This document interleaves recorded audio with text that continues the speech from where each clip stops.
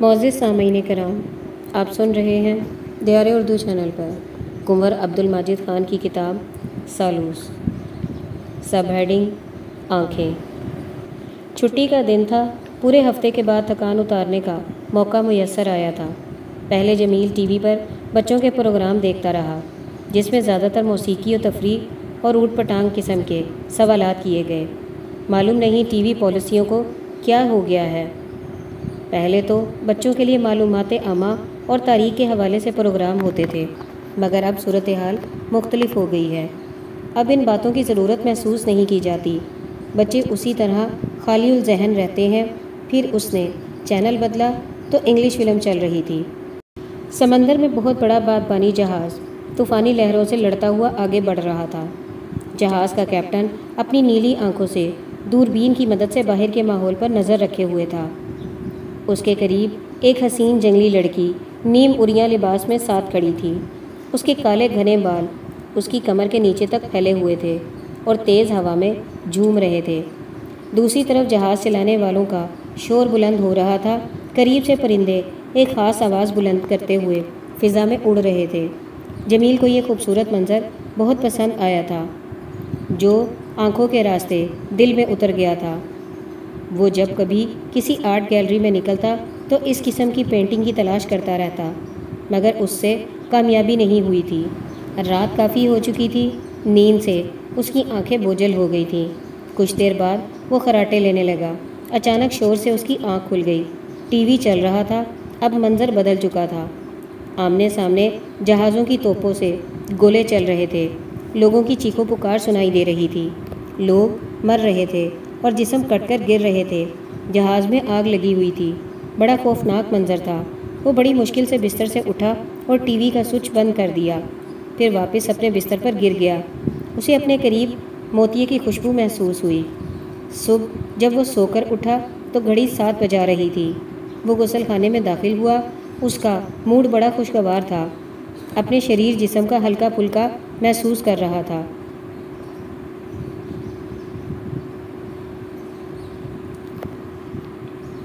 اپنے شریر جسم کو ہلکا پھلکا محسوس کر رہا تھا۔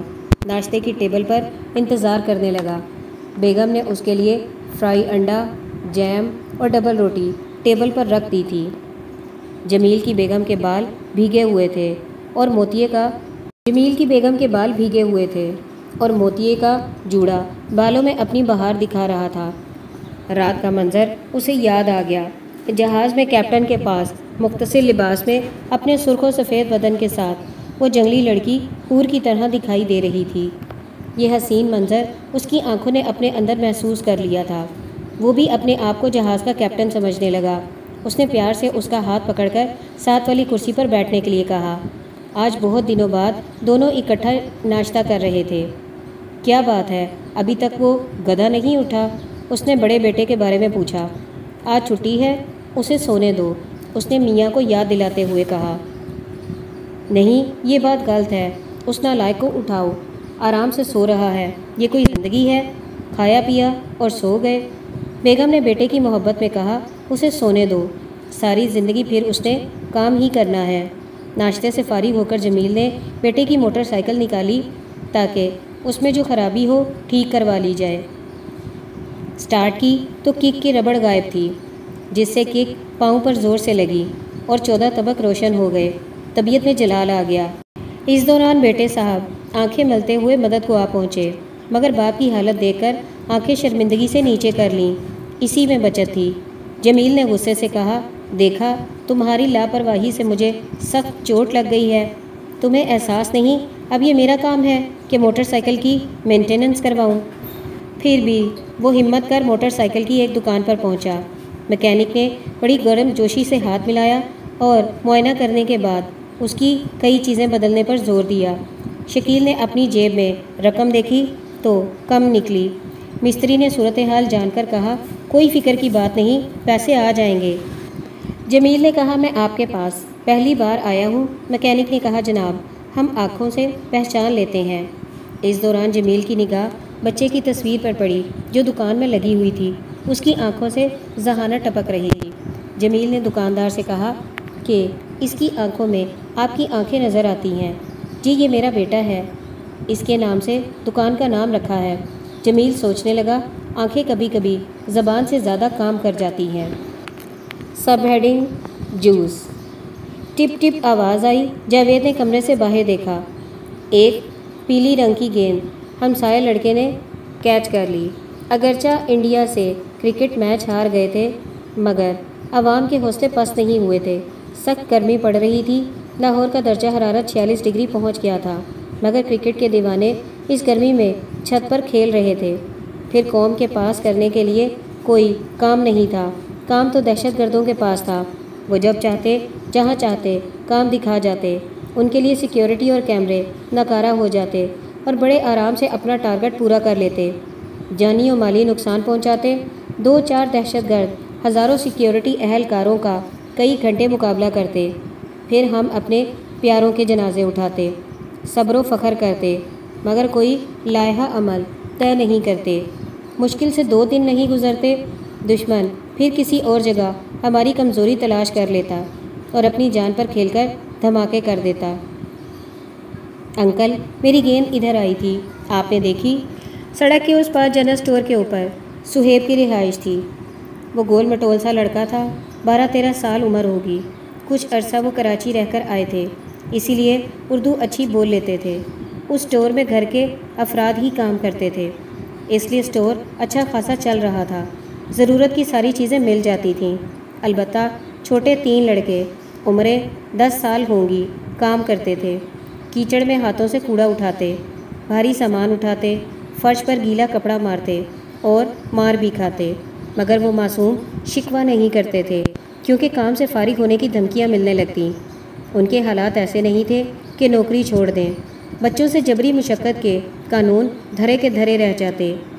ملازم لڑکا گرمی کی شدت کو کم کرنے کے لیے باہر تھڑے پر پانی لگا رہا تھا۔ اندر سے سخت آواز آئی، جلدی کروئے۔ ملازم لڑکا خوف سے کانپ گیا اور جلدی جلدی کام کرنے لگا۔ کل شام جلیل بٹ صاحب اسٹور کے باہر کھڑے نظر آئے تو جاوید نے آواز دی، بٹ صاحب ادھر آئیں۔ وہ اکثر جاوید کے پاس آتے۔ وہ جلدی سے ان کے لیے کرسیاں میز لگا دیتا۔ پھر اور دوست بھی آ جاتے۔ محفل سج جاتی اور گفتگو کا رخ سیاست کی طرف ہو جاتا۔ بٹ صاحب صدر پر تنقید کرتے مگر جاوید صدر کے حق میں بولتا۔ صدر سے بڑھ کر کوئی لائق ہوتا تو وہ صدر ہوتا۔ وہ تو سب کو ساتھ لے کر چل رہے ہیں، اگر وہ صحیح نہیں تو اسمبلی کیا کر رہی ہے؟ اس طرح یہ محفل کئی گھنٹے جاری رہتی۔ آج بٹ صاحب بیٹھنے کے موڈ میں نہیں تھے، جلدی میں تھے، بچوں کی بڑی فکر کرتے تھے۔ جاوید آپ فکر نہ کریں، بچے اب بڑے ہو گئے ہیں، اپنا اچھا برا سمجھتے ہیں۔ بٹ صاحب نظر کا چشمہ ٹھیک کرنے لگے، تھوڑے سے مسکرائے، کہنے لگے گھر کا سودا سلف لینے نکلا ہوں، مجھے جلدی ہے۔ پھر کہنے لگے مجھے ایک کمپنی میں اچھی نوکری مل گئی ہے۔ جاوید بڑی اچھی خبر ہے، آپ کو اس عمر میں نوکری مل گئی ہے، چلو اچھا ہے۔ گھر والوں کی جان چھٹی۔ پھر وہ اپنے گھر چلے گئے۔ کسے خبر تھی یہ ان سے آخری ملاقات ہوگی۔ اگلی صبح مسجد میں اعلان ہوا، جلیل بٹ صاحب انتقال کر گئے ہیں۔ کل پر لوگ جمع تھے، پھل رکھے تھے۔ دعا نماز کے بعد کھانے کی دعوت دی گئی۔ سامنے بیٹھے ایک غریب آدمی نے خوب پھل کھائے، پھر ایک شاپر میں پھل بھر لیے، پلیٹ بھر کے سالن لیا۔ معلوم نہیں ایسا کھانا اسے کتنے عرصے بعد نصیب ہوا تھا۔ آہستہ آہستہ یہ رونق بھی ختم ہو گئی۔ لوگ جانے لگے۔ انکل میری گیند، صہیب نے پیار سے صدا لگائی۔ جاوید ہاں میں نے گیند کی آواز ٹپ ٹپ سنی تھی۔ صہیب تو پھر کہاں ہے؟ جاوید کتنے کی تھی؟ لڑکا 70 روپے کی۔ جاوید اچھا پھر کچھ کرتے ہیں، تم مجھے جوس پلا سکتے ہو، میں تمہیں گیند کا پتہ بتا دوں گا۔ لڑکا راضی ہو گیا اور بھاگا ہوا اپنے اسٹور میں گیا۔ واپسی میں ایک جوس کا پیکٹ اٹھا لایا۔ صہیب نے مسکراتے ہوئے جوس کا پیکٹ جاوید کو پکڑا دیا۔ جاوید تم ایسا کرو، وہ سامنے جھاڑو کا تنکا زمین پر پڑا ہے، اٹھا کر مجھے دے دو۔ اس نے ایسا ہی کیا مگر وہ بڑا حیران تھا کہ اس تنکے کا کیا استعمال ہوگا۔ جاوید نے وہ تنکا ایک ہاتھ سے پکڑ لیا اور اس کا رخ زمین کی طرف کر لیا اور دوسرا ہاتھ ماتھے پر رکھ لیا۔ یہ انداز اس کے لاشعور میں بچپن میں بیٹھا ہوا تھا۔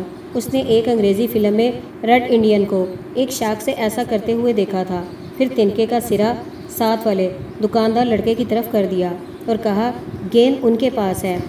پھر جاوید اپنے کمرے میں واپس چلا گیا اور کھڑکی سے باہر کا منظر دیکھنے لگا۔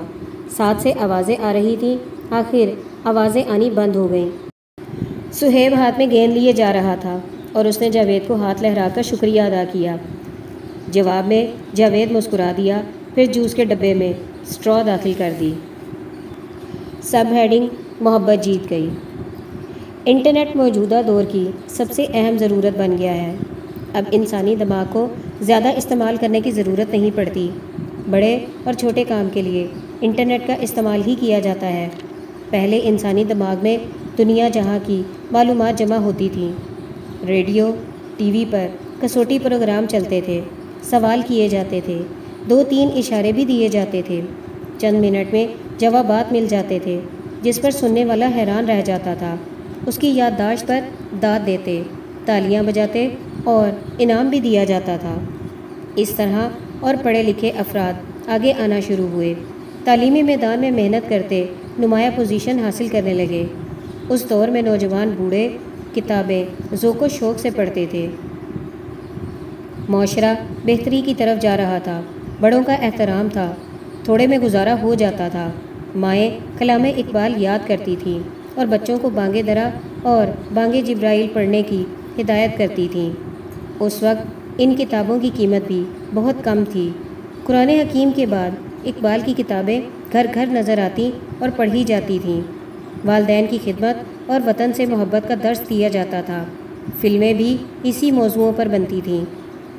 اس تربیت نے 1965 کی جنگ میں اہم کردار ادا کیا، قوم کو یکجا کر دیا اور دشمن کو اپنے مقصد میں کامیاب نہیں ہونے دیا۔ پھر حالات بدل گئے۔ بچوں سے پوچھا جاتا، تمہیں گانا آتا ہے؟ تمہیں ڈانس آتا ہے؟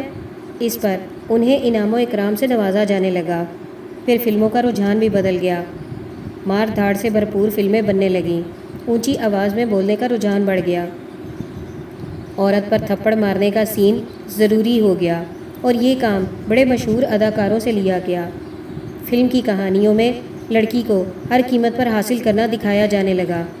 آج ہمارے معاشرے میں یہی کچھ ہو رہا ہے۔ اخلاقیات کا جنازہ نکل چکا ہے، سب ادارے بے بس ہو چکے ہیں، برائی کا بھوت غالب آ گیا ہے۔ پھر دہشت گرد گروہ سامنے آنے لگے اور اپنے نظریے کو پھیلانے لگے۔ برصغیر کی آبادی زیادہ تر ان پڑھ ہے، وہ ان کے چکر میں آسانی سے آ گئے، ان کے گروہ اور مضبوط ہوتے گئے۔ دوسرے میڈیا پر ذہانت کے پروگرام ختم ہو گئے، جس سے لوگوں میں مطالعے کا شوق کم ہو گیا۔ ان کے ہاتھ سے کتاب چھین لی گئی اور ہاتھ میں کلاشنکوف پکڑا دی گئی۔ اب وہ تنظیمیں اپنے مطالبات منانے کے لیے طاقت استعمال کرنے لگیں۔ کسی کو اغوا، قتل، دھماکے کرنا ان کے لیے کوئی بڑی بات نہیں تھی۔